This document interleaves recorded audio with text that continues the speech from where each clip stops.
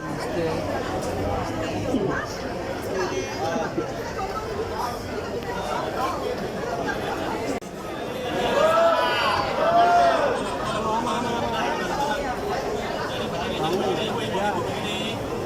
kami berikan penjelasan satu kali karena ini kan tempatnya kita berdebat. Ini penjelasan dari kami bahwa proses hukum yang kami laksanakan bahwa berdasarkan keputusan PN dan PT ada perbuatan korupsi tertentu.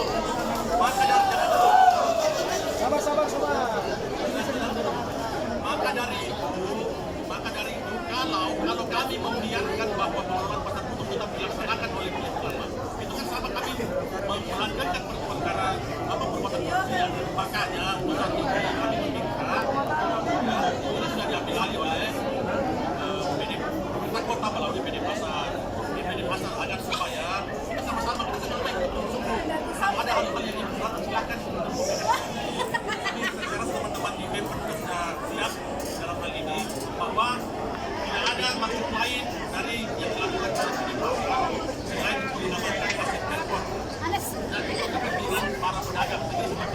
Tadi juga masa sudah berkomitmen bahwa hari ini masa kita buka seperti biasa ini untuk teman-teman pedagang agar supaya tidak ada indikasi atau tidak ada praduga bahwa ini pedagang pedagang. Karena seperti itu dari kami Bu, izin kami nanti silakan bersurut